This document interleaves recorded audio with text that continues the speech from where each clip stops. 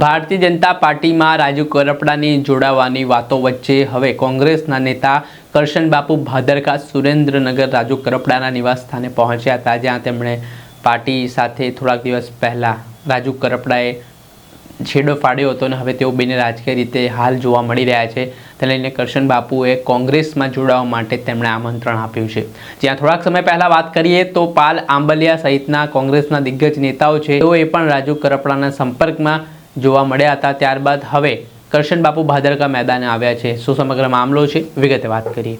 વૈષ્ણવજન તો તેને કહીએ જે પીડ પરાઈ જાનાને રે.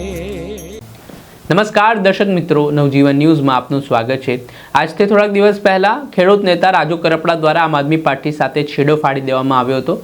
તેના જ કારણે રાજનીતિ હાલ ગુજરાતની જબરજસ્ત ગરમાઈ છે.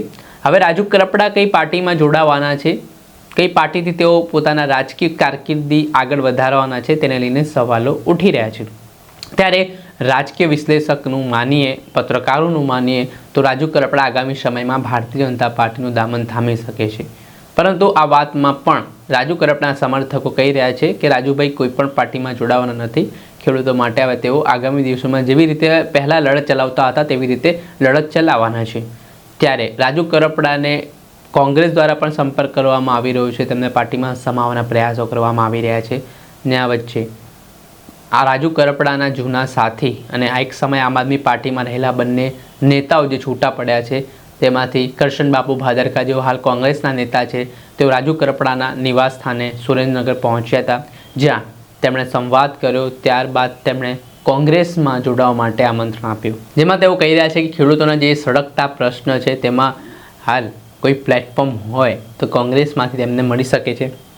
જેમાં રાજુ કરપડાને જોડાવાવાળી બાબતે કરશનબાપુ લખી રહ્યા છે કે લોકશાહીના રક્ષણ માટે, અન્યાય સામેના અવાજ માટે, વાસ્તવિકતાના રાહ માટે તેમજ શક્તિના ઉપયોગ માટે માવતર પાર્ટી એટલે કે કોંગ્રેસના યોદ્ધા બનવા માટે હું તમને આમંત્રણ આપું છું.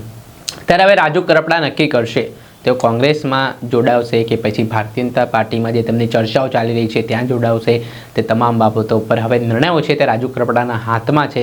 પણ તમામ રાજકીય પાર્ટીઓ તેમનો સંપર્ક કરતી હોય તેવી વાત સામે આવી રહી છે. થોડાક સમય પહેલાં કોંગ્રેસના કિસાન સેલના પ્રમુખ પાલ આંબલિયાએ પણ રાજુ કરપડાને કોંગ્રેસમાં જોડાવા માટે આમંત્રણ આપ્યું હતું. ત્યારે આગામી સમયમાં શું જાહેરાત રાજુ કરપડાના મુખે થાય છે તે સૌ કોઈની નજર તેના પર મંડાયેલી છે. દર્શક મિત્રો, આવા જ નવા વિડીયો સાથે આપણે માહિતગાર કરતા રહીશું, એટલે નવજીવન ન્યૂઝ જોતા રહો.